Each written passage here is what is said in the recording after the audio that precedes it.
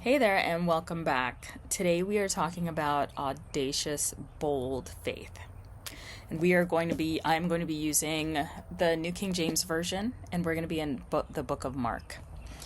So for this passage, we're in Mark 5, and we're going to read from verses 25 to 34. This audacious and bold faith, the passage that we're talking about is centered around the woman who had the issue of blood and what she did and what her faith looked like. So starting in verse 25, now a certain woman had a flow of blood for 12 years and had suffered many things from many physicians. She had spent all that she had and was no better, but rather grew worse. When she heard about Jesus, she came behind him in the crowd and touched his garment. For she said, "If only I may touch his clothes, I shall be made well." Immediately, the fountain of her blood was dried up, and she felt in her body that she was healed of the affliction. And Jesus, immediately knowing in himself that power had gone out of him, turned around in the crowd and said, "Who touched my clothes?" But his disciples said to him, "You see the multitude thronging you, and you say, 'Who touched me?'" And he looked around to see her who had done this thing. But the woman, fearing and trembling, knowing what had happened to her, came and fell down before him and told him the whole truth. And he said to her, "Daughter, your faith has made you well. Go in peace and be healed of your affliction." So let's dig into this. First of all, 12 years of any affliction is a very, very long time. But this passage is very clear that she did all the things. She went to the doctor. She spent all that she had. She did everything that she could within her own means to heal herself of this issue. And when we hear about her coming to the crowd, what it says is that she heard about Jesus. She didn't see him. She didn't talk to him. She heard about him. This is where she was. This is a woman at the end of her rope. I will do whatever it takes. I don't even need to talk to you. I don't even necessarily need to see you. I just need to touch your clothes. And then that's it. I will be healed. That right there is bold, audacious faith. And that faith is what healed her. It was that belief.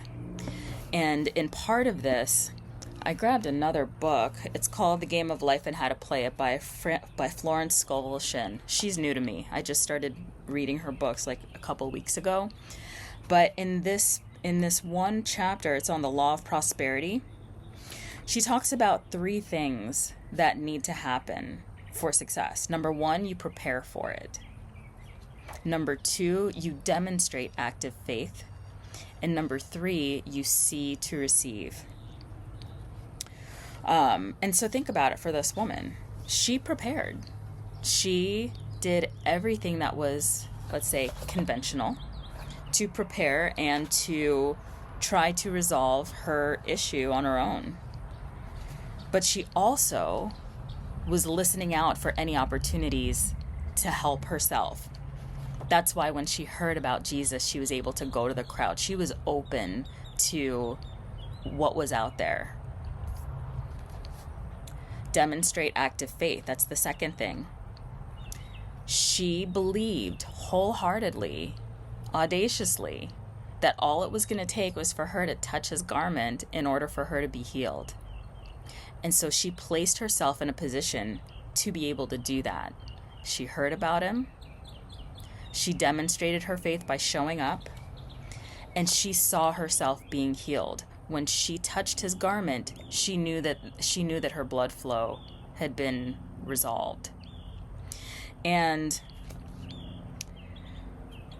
it's such an interesting thing, right? How in the passage with all the people that were around Jesus, Jesus felt the power leave him and said, "Who touched me?" Because what he felt was her audacious faith. He felt the power of someone who knew He felt her power. He felt the power that she had in knowing that healing was for her. Healing was hers. And the way that he shows compassion, because he says, "Who touched me?" And she was ready to just go off in silence. That's another thing too, right? Like, she was healed. Imagine that, being like, "Oh my gosh." And then you're ready to kind of dip and keep on going. But you realize that the person notices that you were there. So yeah, she was going to dip and she didn't. Instead, she stayed. And in her humility, she got down and was like, "Look, this is what my experience has been." And the way that Jesus responds, this is the heart. This is why I like the book of Mark. He says that her faith has made her well. It was her faith. Go in peace and be healed of your affliction. I need to look up what the word peace is here, because if the translation is shalom, that peace, that means nothing missing, nothing broken. And when you think of that, that's what faith gives you. It gives you your peace. So think about how the Bible says, if you have faith the size of a mustard seed, you can say to this mountain, move, and it will move. Have you ever seen the size of a mustard seed? A friend of mine gave me a keychain with one on it, and I want to say it was like, if you can see the space between my fingers, that is like the size of a mustard seed. That is the only amount of faith you need in order to see positive change and effect. Yeah. So that's the message for us today.